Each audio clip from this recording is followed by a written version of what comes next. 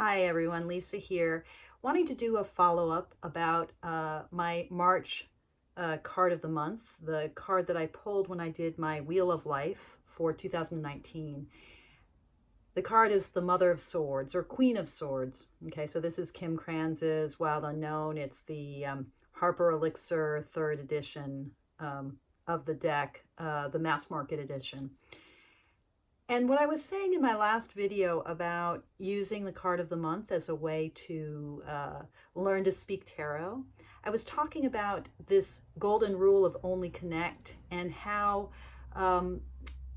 when we give ourselves over to a single card over the course of a long period of time, we can do this with cards of the day as well, but there's something about having more time and space to flex our way through getting to know a card. When we do that, the idea that I shared in my last video was about living our life through and in the field of the card, that we enter into the field of the card. And what I imagine by that is almost as if, if March for me is or was the Mother of Swords, then what the invitation is from a mindful tarot perspective is not so much to, wait for the events that are like Mother of Swords events, but instead to continually keep coming back again and again, almost like when you're meditating and doing an awareness of breath meditation, you keep coming back again and again to your breath. Keep coming back again and again to this card and allow it to inform each moment of the month. And allow each moment of the month to inform it, so that you're reading your life through the lens of this card, and you're reading this card through the lens of your life. This is about making connections within a kind of well-defined container, the container of time here, the month of March for me. And it's about building connections that are real, are visceral, are lived and alive. So, the Mother of Swords. I came into this month, the month of March,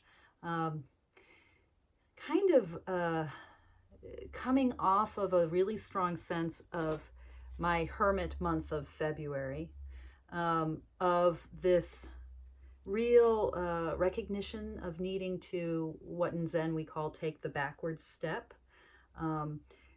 Which is, instead of looking for illumination out there, instead of seeking the answers outside of ourselves, dropping back into the self. Of course, when we drop back into the self, what we discover is the whole world, because I'm always encountering a world through the sense gates of my 5 senses, through the doorway of my mind, of my perceptual apparatus. I'm always encountering a Lisa-sized world, right? And when I take the backward step, when I seek my lantern, I'm falling back into my own lived experience. I'm taking a kind of contemplative step back and finding in that step back, finding the source of illumination. So February really, in many, many ways, as I was grappling with the question of balancing energy through my work in the Tarot Pulse, which I outlined in a series of videos, I was really grappling with how exhausted I felt, how depleted I felt, and recognizing it was because I was not connecting adequately with Source, right? And so then I enter into March. And what March became for me was a month of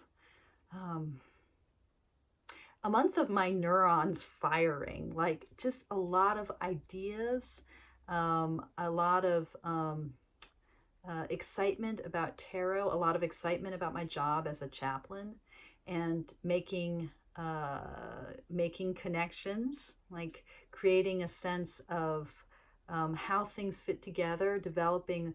I've only been at this full-time gig now as chaplain for 7 months, almost going on 8 months now. But like getting a sense of, oh, this is how it works, a sense of putting pieces together. So that kind of putting pieces together is very much for me the world of swords. But, um, you know, this figure, why I always think of this as the Lady Macbeth figure is because I think that, when you take the intellectual and cognitive sharpness, the discerning mind that the swords represent, and you mingle it, that sort of airy ability to take a large view and sort of see how all the pieces fit together, or that sharp penetrating sense of the sword itself, and the sword like air that can get through the narrowest nook and cranny and just kind of split things apart. When you take that capacity and you mingle it with the watery, relational, soulful qualities of the Queen, you get a really tricky blend. And I think Shakespeare's character, Lady Macbeth, gives us one vision of this. The vision of the person who sees how things can work, who can imagine things strategically, and who envisions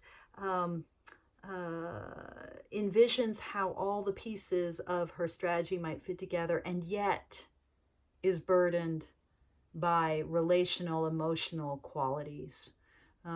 So there's a kind of splitting between the world of water and the world of air, between the world of relational, intuitive depth, and that airy, overarching capacity.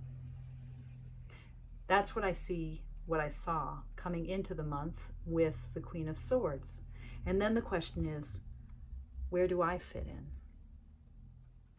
And I think what my discovery was over the course of the month is thinking about how my connection to my evolving understanding of my work as a chaplain, how that carried with it a sense of both excitement and also loneliness. When you're trying to understand a new way of being, when you're putting together the pieces of a new identity, right? You're looking for the colleagues and the interlocutors that you can share what you're discovering with. Just realizing also, I was a university person for 23 years. I mean, my development as a chaplain happened along the side, my development with mindfulness work, my development with tarot. All of this was always along the side of an academic career, where I was also really lonely because I had this whole spiritual world over here, and then the kind of careerist world of being an academic and being, a smarty pants over here. And ne'er the two would meet.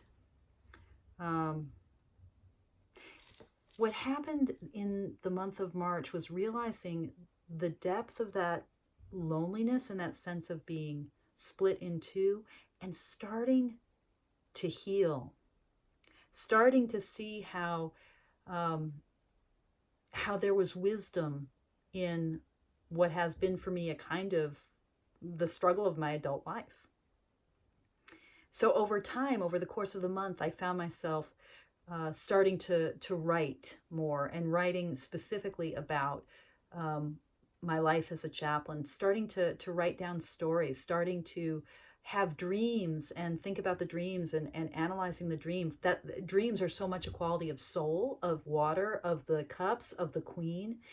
But then the mind that writes, that puts things together, that brings words and metaphors and language, this is my airiness, right? And so bringing these together, I started to see, in Kim Kranz's deck, the Mother of Swords is a less ambivalent and less cold figure than she is in many decks. And I started to see how I could find a solid roost in my swordsiness while respecting my cups, my queenly, watery side. So it was that continual investigation over the course of the month through through the activity of exploring heart and mind, the world of soul, the world of air and thought and wisdom, discernment, bringing these two together. Now, this is my card for April, the Five of Cups, which, from a typical traditional tarot perspective, this makes me apprehensive. It's like, what is going to be the loss here? What is going to be the remorse or the regret? And in Kim Kranz's deck, this card is really just, it's a pretty straightforward card of loss. It's not in the traditional Rider-Waite imagery. There's at least a sense of, that the figure might turn toward the cups that are still full, as opposed to being just grief-stricken by the cups that are spilled. In this deck, you just got the horse is just hanging his head or her head. So the challenge, the encouragement, the invitation this month is going to be not to just worry about, what is the loss that's going to happen? What's the grief? But instead to see the way, just like with the Mother of Swords, becoming, an invitation to investigate my own schism between the world of relationship and soul and the world of mind and discernment. This month, the invitation is going to be to see in every moment, where am I hanging my head? Where am I bowing down into loss? Where am I not seeing abundance? What are my regrets? And just as I saw with the kind of ambivalence being healed in the Mother of Swords in March, perhaps there's an opportunity in this month for me to find some healing around old stories and old habits of loss and regret. Okay, there you go. Thanks for watching, y'all. And as always, thank you so much for your practice. It's such a pleasure to share this with you.